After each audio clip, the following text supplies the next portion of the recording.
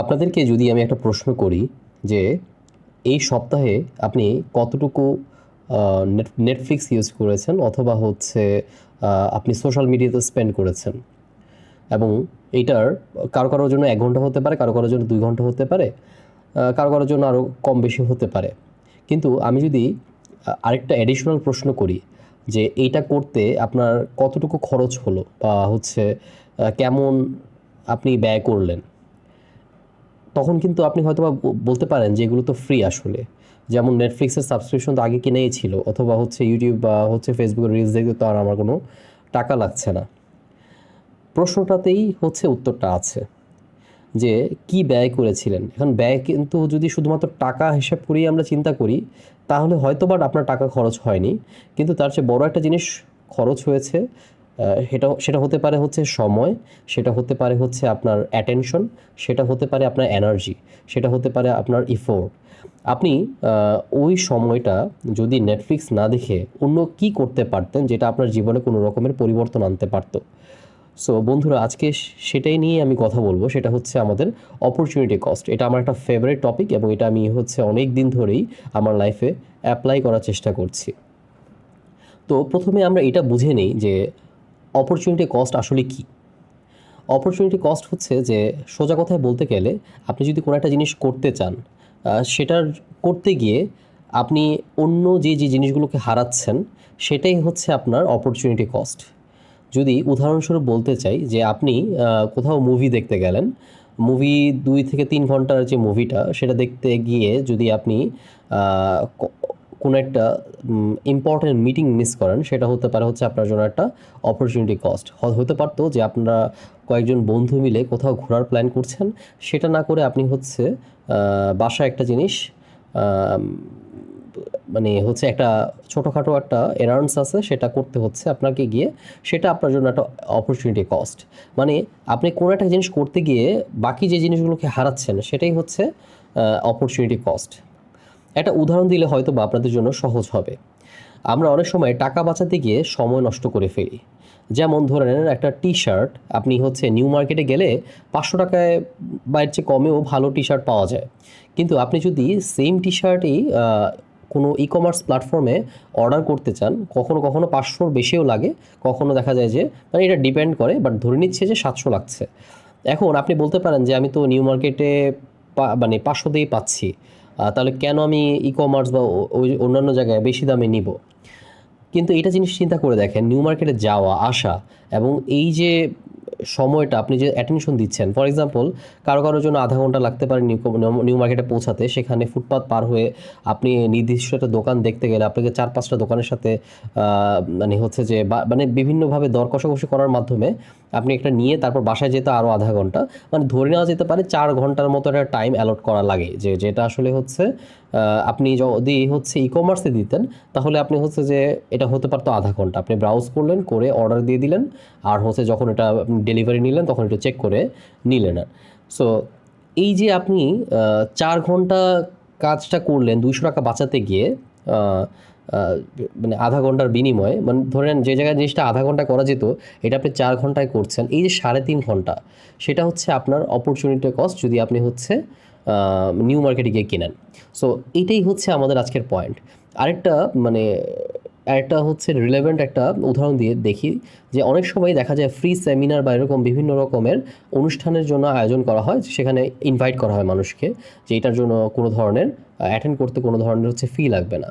কিন্তু ধরে নেন 4 ঘন্টার একটা ফ্রি সেমিনার, সেটার মধ্যে আপনার যেতে আসতে যদি আরও 2 ঘন্টা যায়, 6 ঘন্টার এই সেমিনারে গেলেন, গিয়ে দেখলেন যে মোদ্দা কথা একই ধরনের কিছু মোটিভেশনাল টপিক, সেটা বাদে কিছু না, এবং দিন শেষে দেখা যায় একটা কোর্স সেল করার জন্য একটা পিচ। সো এই জিনিসটার জন্য আপনি 6 ঘন্টা ব্যয় করলেন। তারা হয়তো বা বলতে পারে এটার জন্য তো আপনি আপনার থেকে টাকা নেই, মানে আপনার সময় ওরকম নষ্ট করেন, এবং আপনি আসলে মানে আলটিমেটলি হচ্ছে যে কিছু বলারও থাকবে না। কিন্তু এই যে 6 ঘন্টা আপনি যদি কোনো একটা স্পেসিফিক মানে টাইম অ্যারেঞ্জ করতেন আপনার ফ্যামিলির সাথে, সেটা হয়তো বা হচ্ছে যে আরও ফ্রুটফুল হতো আপনার রিলেশনশিপগুলোকে ইমপ্রুভ করার জন্য। সো এইটাই বোঝানোর চেষ্টা করছি যে টাকা বাঁচাতে গিয়ে আমরা সময় নষ্ট করে ফেলি। আবার আরও কিছু ডিসিশন মেকিংয়ের মধ্যেও আমি আপনাদেরকে অপরচুনিটি কস্ট দেখাতে পারি। যেমন বড় বড় যখন আমরা লাইফে ডিসিশন নেই, যেমন বাংলাদেশের ক্ষেত্রে এটা খুব কমন, যখন একটা স্টুডেন্ট ইউনিভার্সিটির গ্র্যাজুয়েশন শেষ করে বের হয়, তখন কিন্তু তাদের মধ্যে একটা কমন পাথ হয়ে থাকে, ইদার সে বিসিএস অথবা হচ্ছে প্রাইভেট সেক্টর বা হচ্ছে বিদেশে যাওয়ার জন্য চিন্তা করে আর কি। তো আমরা ধরে নিচ্ছি যে আপনার কাছে দুইটা অপশন আছে, বিসিএস এবং প্রাইভেট সেক্টর, আপনি বিদেশে যাবেন না। তো সেই ক্ষেত্রে কি হয় যে আপনার বিসিএসে অ্যাটেন্ড করতে হলে আপনাকে 3 ইয়ার্স অফ মানে এরকম কমিটমেন্ট করা লাগে যে একটা নির্দিষ্ট সময় আপনি অন্য কোনো কিছুতে ফোকাস না করে শুধুমাত্র হচ্ছে বিসিএসের প্রিপারেশন নেবেন। তাহলে কি হলো, আপনার কোনো স্কিল ডেভেলপমেন্ট হলো না, মানে অন্য বিষয়গুলোতে আপনার এক্সপিরিয়েন্স থাকলো না, আপনার বন্ধুরা দেখা গেলো যে 3 বছর আগিয়ে গেল, কিন্তু হচ্ছে যে আপনি ওই বিসিএস এর পড়া পড়তে গিয়ে এটা অ্যাটেন্ড করতে পারলেন না। আপনার জন্য হচ্ছে কি লং টার্মে অনেক ভালো থাকতে পারে যে লং টার্মে আপনি খুব ভালো জব সিকিউরিটি এবং হচ্ছে স্ট্যাটাস পাবেন। সাধারণত হচ্ছে যে এই দুইটা কারণেই মেইনলি বাংলাদেশের মানুষজন হচ্ছে যে বিসিএস অ্যাটেন্ড করার চেষ্টা করে, মেজরিটি পরিমাণ, যে ইদার হচ্ছে যে এটার একটা ভালো সিকিউরিটি থাকে এবং হচ্ছে যে স্ট্যাটাস থাকে। মানে কাজের জন্য হয়তো বা কেউ কেউ যায়, কিন্তু একটা মেজরিটি পরিমাণ যারা পরীক্ষা দেয় তাদের মধ্যে এটা কমনলি লক্ষ্য করা যায়। আর সেটা করতে গিয়ে আপনি হচ্ছে দেখা গেল যে মানে এইটা আমার পয়েন্ট এইটা না যে আপনি হচ্ছে যে কোনো একটা স্পেসিফিক টপিক বেছে নেবেন, এটা আপনার চয়েস, এটা আপনি যেটা ভালো লাগে সেটা করতে পারেন, কিন্তু এইটা মাথায় রাখা যে যেই চয়েসটা আমি নিচ্ছি সেইটার বদলে আমি কি হারাচ্ছি এবং এটাকে আমি আসলে ক্লিয়ারলি ডিফাইন করতে পারতেছি কিনা, বা ডিফাইন না করতে পারলেও আমি অ্যাটলিস্ট হচ্ছে যে এটা নিয়ে মানে একটা ভালো সময় গভীরভাবে চিন্তা করে নিয়েছি কিনা। দেখা গেলো যে আপনি 1.5 বছর বিসিএসের জন্য পড়লেন, আপনি অনেকটুকু কিন্তু এগিয়ে গিয়েছিলেন, কিন্তু আপনি দেখা গেলো যে আপনি হয়তো হতাশ হয়ে গিয়ে অনেকে কী করে আবার হচ্ছে যে জবের দিকে মুভ করে, বা কেউ জব থেকে বারবার ব্যাক করে সে হচ্ছে বিসিএসে মুভ করে। মানে এটা কাইন্ড অফ হচ্ছে কী হয় যে আমরা মানে একটা আনসার্টেনটিতে থাকি, তো আমরা চেষ্টা করি ইদার সার্টেনটি মানে যে একটা নিশ্চয়তা চাই যে আমাদের লাইফের সিকিউরিটি ভালো। তো এইরকম ক্ষেত্রে আমরা যখন ডিসিশন মেকিং করি তখন আমাদের অপরচুনিটি কস্টটা মেজার করাটা খুব ইম্পর্ট্যান্ট। সো আরেকটা কমন জিনিস দেখা যায় যে ঢাকার রাস্তায় যারা হচ্ছে যে মানে গাড়ি ব্যবহার করেন, তাদের জন্য একটা কমন ব্যাপার হয়ে যায় যে তাদের জন্য অপরচুনিটি কস্টটা কী, তাদের জন্য অপরচুনিটি কস্টটা অনেক বড় হয়ে যায় যে আপনি কিন্তু সেম সুবিধাটাই কি করতে পারতেন, মানে অ্যাটলিস্ট 90% সুবিধাই হচ্ছে যে কোনো একটা গাড়িকে হচ্ছে যে মাসিক ভিত্তিতে ভাড়া নিয়ে কিন্তু ব্যবহারটা করতে পারতেন, নিজে যদি গাড়ি না মেনটেন করতে হয়। মানে এটাতে যে কী পরিমাণ হ্যাসেল কমে যায় এটা আপনি আসলে চিন্তাও করতে পারবেন না। আপনার গাড়ি নিজের মেনটেন করতে গেলে প্রচুর পরিমাণে হচ্ছে যে ড্রাইভারের হ্যাসেল, তারপর হচ্ছে যে গ্যারেজে চলে গেলে সেটার একটা হ্যাসেল মেনটেন করতে হয়। এই জিনিসটা থেকে আপনি অনেক বড় বেঁচে যাবেন। এইটা থেকে আপনি আরেকটা জিনিস মানে বাছাই করছেন, সেটাই হচ্ছে যে অপরচুনিটি কস্ট। মানে আপনি অলওয়েজ চিন্তা করছেন যে সময়ের দিক থেকে, অ্যাটেনশনের দিক থেকে, এনার্জির দিক থেকে, রেপুটেশনের দিক থেকে কোনটা আপনাকে বেটার হচ্ছে যে ইল্ড দেয় ভার্সেস আদার ওয়ান। তারপরে যে জিনিসটা আমরা করব সেটা হচ্ছে যে কিছু কিছু জিনিসের অপরচুনিটি কস্ট কিন্তু আমরা খুঁজে পাই না।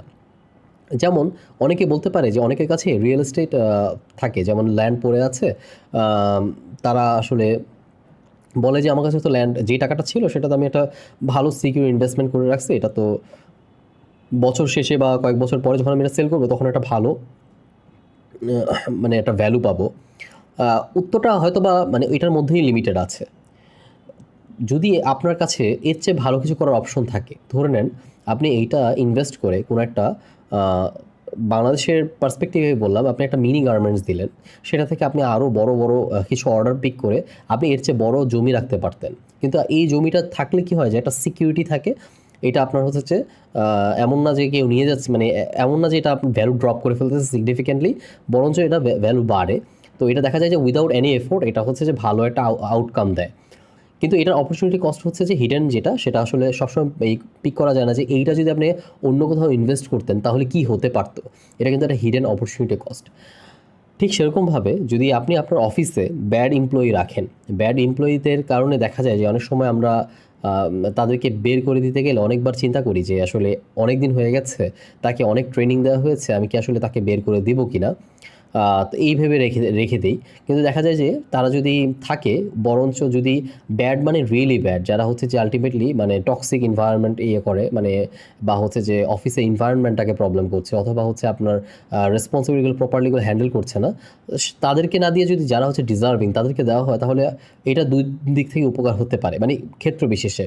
এটাও একটা অপরচুনিটি কস্ট। আপনি আসলে হচ্ছে যে তাদেরকে বাদ দিবেন, নাকি তাদেরকে রেখে হচ্ছে তাদেরকে দিয়েই হচ্ছে কাজটা কীভাবে আসলে সুন্দরভাবে গুছিয়ে নেওয়া যায় সেটার পেছনে সময় ইনভেস্ট করবেন। সো এগুলোই হচ্ছে আমাদের হিডেন অপরচুনিটি কস্ট। আরেকটা আনুষঙ্গিক মানে রিলেভেন্ট টপিক আমি বলতে চাই যে আমরা যখন প্রত্যেকটা মিটিংয়ের মধ্যেই মানে বিভিন্ন কলিগ বা কোয়ার্কারদের সাথে বা হচ্ছে আমাদের ম্যানেজার বা সুপারভাইজারদের সাথে কথা বলি, তখন দেখা যায় যে আমাদের মানে তাদেরকে প্লিজ করতে গেলে অনেক সময় অনেক কিছুতে না চাইলেও ইয়েস বলতে হয়। কিন্তু এই যে না চেয়েও যে ইয়েস বলছি, সেটার হিডেন অপরচুনিটি কস্ট কী? আমি দেখা যাবে একটা মিজারেবল জবের দিকে মানে আমি এগিয়ে যাচ্ছি, সেটা আসলে কারোর জন্যই কাম্য নয়। সো এতক্ষণ তো আমরা এটা ব্যাখ্যা করার চেষ্টা করলাম যে অপরচুনিটি কস্ট কী এবং এটা কী কী ধরনের ওয়েতে আমরা আসলে এটাকে মানে বিভিন্ন আমাদের লাইফের অ্যাসপেক্ট আমরা বোঝার চেষ্টা করলাম।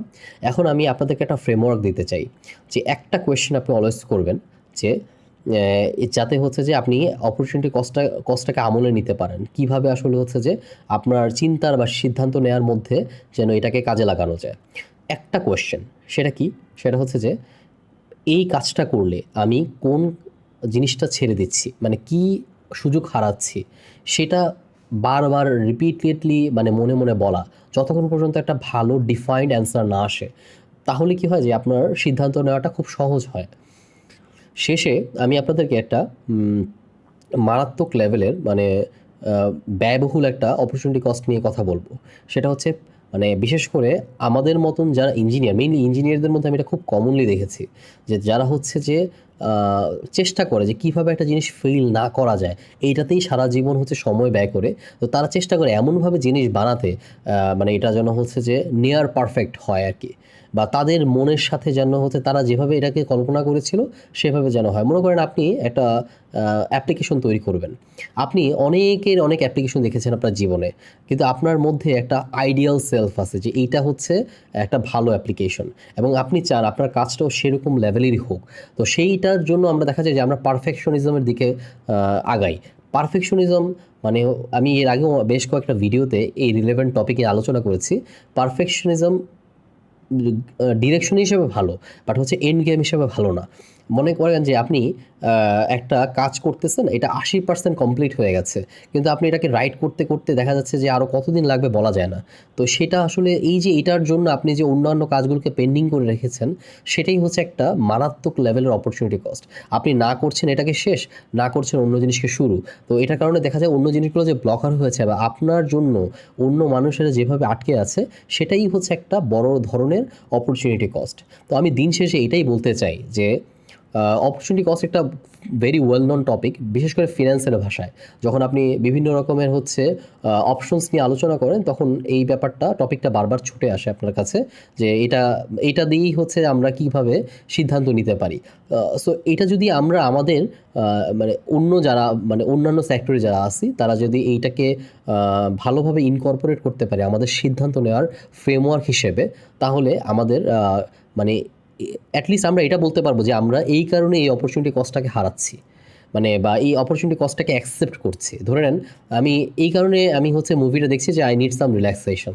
অ্যাটলিস্ট এটা বলতে পারবো যে না, আমি এই কারণে হচ্ছে যে এই কাজটা করছি, এটা হচ্ছে আমার মোরাল কম্পাসের সাথে মোরাল কম্পাসকে সাপোর্ট করে, বা আমার মোরালিটিকে বা ক্যারেক্টারকে সাপোর্ট করে। আমি আসলে দেখা যাবে যে আমি আমার জবকে স্যাক্রিফাইস করছি, কিন্তু এই রাইট কাজটা করার জন্য। এই যে অ্যাটলিস্ট এই জিনিসগুলো বলতে পারাটা, এটা হয়তো বা দেখা যায় যে বড় বড় জিনিস আমরা অটোমেটিক্যালি বলতে পারলেও ছোট ছোট ব্যাপারগুলো যেগুলো আসলে হচ্ছে দেখা যায় যে অনেক সময় আমরা ডিফাইন করতে পারি না, সেগুলোকে যদি আমরা সুন্দরভাবে ডিফাইন করতে পারি, তখন দেখা যাবে মানে আমাদের প্রসেস মেকিংটা মানে বা সিদ্ধান্ত নেওয়ার যে প্রসেসটা, itself going to be a very good in a good shape আর কি। সো আমি আশা করব যে আপনি এইটা আপনার লাইফের মধ্যে ইনকর্পোরেট করবেন, এবং এই ভিডিওটা যদি ভালো লেগে থাকে, যদি কেউ এরকম চায় যে এরকম সিদ্ধান্তহীনতায় ভুগে বা হচ্ছে যে কিভাবে সিদ্ধান্ত নিতে চায় এই জিনিসটা মানুষ জানে না, তাদেরকে এটা আপনারা শেয়ার করবেন ইনশাআল্লাহ। সো আমার ভিডিও সাথে শেষ পর্যন্ত থাকার জন্য ধন্যবাদ। লাইক, কমেন্ট, সাবস্ক্রাইব করে পাশে থাকবেন ইনশাআল্লাহ। আমি আবার কোনো ভিডিও নিয়ে আপনাদের সামনে হাজির হব।